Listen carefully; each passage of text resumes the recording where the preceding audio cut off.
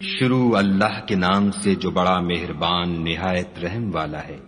الف لام را، یہ خدا کی کتاب اور قرآن روشن کی آیتیں ہیں۔ کسی وقت کافر لوگ آرزو کریں گے کہ اے کاش وہ مسلمان ہوتے۔ اے محمد صلی اللہ علیہ وآلہ وسلم، ان کو ان کے حال پر رہنے دو کہ کھا لیں اور فائدے اٹھا لیں، اور طول عمل ان کو دنیا میں مشغول کیے رہے۔ ان قریب ان کو اس کا انجام معلوم ہو جائے گا۔ اور ہم نے کوئی بستی ہلاک نہیں کی مگر اس کا وقت مرقوم و معین تھا۔ کوئی جماعت اپنی مدت وفات سے نہ آگے نکل سکتی ہے نہ پیچھے رہ سکتی ہے۔ اور کفار کہتے ہیں کہ اے شخص جس پر نصیحت کی کتاب نازل ہوئی ہے، تو دیوانہ ہے۔ اگر تو سچا ہے تو ہمارے پاس فرشتوں کو کیوں نہیں لے آتا؟ کہہ دو ہم فرشتوں کو نازل نہیں کیا کرتے مگر حق کے ساتھ، اور اس وقت ان کو مہلت نہیں ملتی۔ بے شک یہ کتاب نصیحت ہم ہی نے اتاری ہے اور ہم ہی اس کے نگہبان ہیں۔ اور ہم نے تم سے پہلے لوگوں میں بھی پیغمبر بھیجے تھے، اور ان کے پاس کوئی پیغمبر نہیں آتا تھا مگر وہ اس کے ساتھ استہزاء کرتے تھے۔ اس طرح ہم اس تکذیب و ضلال کو گناہ گاروں کے دلوں میں داخل کر دیتے ہیں، سو وہ اس پر ایمان نہیں لاتے، اور پہلوں کی روش بھی یہی رہی ہے۔ اور اگر ہم آسمان کا کوئی دروازہ ان پر کھول دیں اور وہ اس میں چڑھنے بھی لگیں تو بھی یہی کہیں گے کہ ہماری آنکھیں مخمور ہو گئی ہیں، بلکہ ہم پر جادو کر دیا گیا ہے۔ اور ہم ہی نے آسمان میں برج بنائے اور دیکھنے والوں کے لیے اس کو سجا دیا، اور ہر شیطان راندہ درگاہ سے اسے محفوظ کر دیا۔ ہاں اگر کوئی چوری سے سننا چاہے تو چمکتا ہوا انگارہ اس کے پیچھے لپکتا ہے۔ اور زمین کو بھی ہم ہی نے پھیلایا اور اس پر پہاڑ بنا کر رکھ دیے، اور اس میں ہر ایک سنجیدہ چیز اگائی۔ اور ہم ہی نے تمہارے لیے اور ان لوگوں کے لیے جن کو تم روزی نہیں دیتے اس میں معاش کے سامان پیدا کیے۔ اور ہمارے ہاں ہر چیز کے خزانے ہیں، اور ہم ان کو بمقدار مناسب اتارتے رہتے ہیں۔ اور ہم ہی ہوائیں چلاتے ہیں جو بادلوں کے پانی سے بھری ہوئی ہوتی ہیں، اور ہم ہی آسمان سے مے برساتے ہیں، اور ہم ہی تم کو اس کا پانی پلاتے ہیں، اور تم تو اس کا خزانہ نہیں رکھتے۔ اور ہم ہی حیات بخشتے اور ہم ہی موت دیتے ہیں، اور ہم ہی سب کے وارث مالک ہیں۔ اور جو لوگ تم میں پہلے گزر چکے ہیں ہم کو معلوم ہیں، اور جو پیچھے آنے والے ہیں وہ بھی ہم کو معلوم ہیں۔ اور تمہارا پروردگار قیامت کے دن ان سب کو جمع کرے گا، وہ بڑا دانا اور خبردار ہے۔ اور ہم نے انسان کو کھن کھناتے سڑے ہوئے گارے سے پیدا کیا ہے،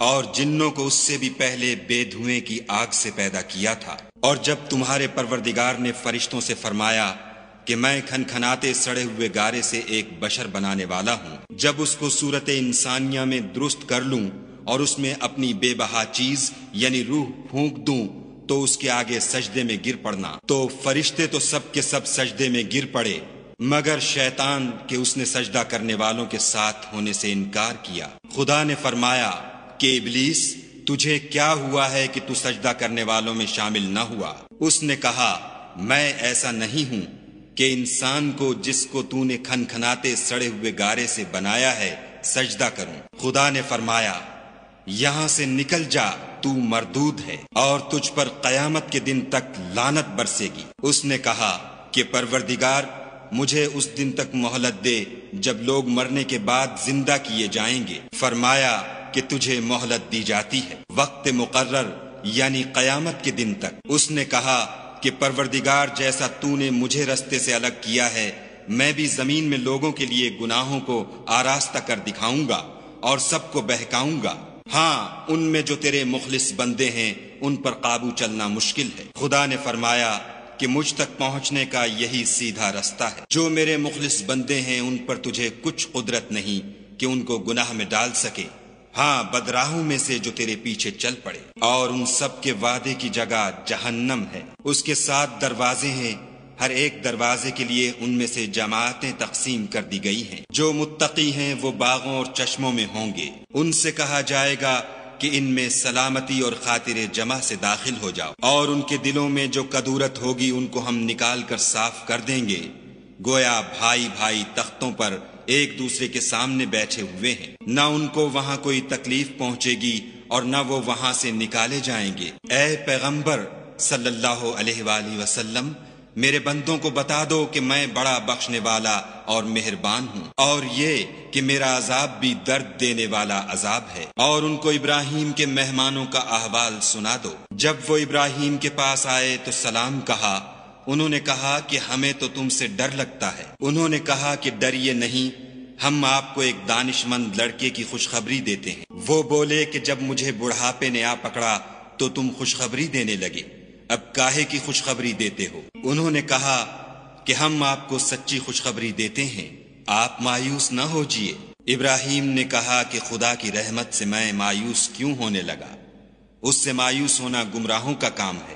پھر کہنے لگے کہ فرشتوں تمہیں اور کیا کام ہے؟ انہوں نے کہا کہ ہم ایک گناہ گار قوم کی طرف بھیجے گئے ہیں کہ اس کو عذاب کریں، مگر لوط کے گھر والے کہ ان سب کو ہم بچا لیں گے، البتہ ان کی عورت کہ اس کے لیے ہم نے ٹھہرا دیا ہے کہ وہ پیچھے رہ جائے گی۔ پھر جب فرشتے لوط کے گھر گئے تو لوط نے کہا تم تو ناآشنا سے لوگ ہو۔ وہ بولے کہ نہیں، بلکہ ہم آپ کے پاس وہ چیز لے کر آئے ہیں جس میں لوگ شک کرتے تھے، اور ہم آپ کے پاس یقینی بات لے کر آئے ہیں اور ہم سچ کہتے ہیں۔ تو آپ کچھ رات رہے سے اپنے گھر والوں کو لے نکلیں اور خود ان کے پیچھے چلیں، اور آپ میں سے کوئی شخص پیچھے مڑ کر نہ دیکھے، اور جہاں آپ کو حکم ہو وہاں چلے جائیے۔ اور ہم نے لوط کی طرف وحی بھیجی کہ ان لوگوں کی جڑ صبح ہوتے ہوتے کاٹ دی جائے گی، اور اہل شہر لوط کے پاس خوش خوش دوڑے آئے۔ لوط نے کہا کہ یہ میرے مہمان ہیں، کہیں ان کے بارے میں مجھے رسوا نہ کرنا، اور خدا سے ڈرو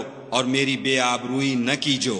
وہ بولے کیا ہم نے تم کو سارے جہان کی حمایت و طرفداری سے منع نہیں کیا؟ انہوں نے کہا کہ اگر تمہیں کرنا ہی ہے تو یہ میری قوم کی لڑکیاں ہیں، ان سے شادی کر لو۔ اے محمد صلی اللہ علیہ وآلہ وسلم، تمہاری جان کی قسم وہ اپنی مستی میں مدہوش ہو رہے تھے، سو ان کو سورج نکلتے نکلتے چنگھاڑ نے آ پکڑا، اور ہم نے اس شہر کو الٹ کر نیچے اوپر کر دیا اور ان پر کھنگر کی پتھریاں برسائیں۔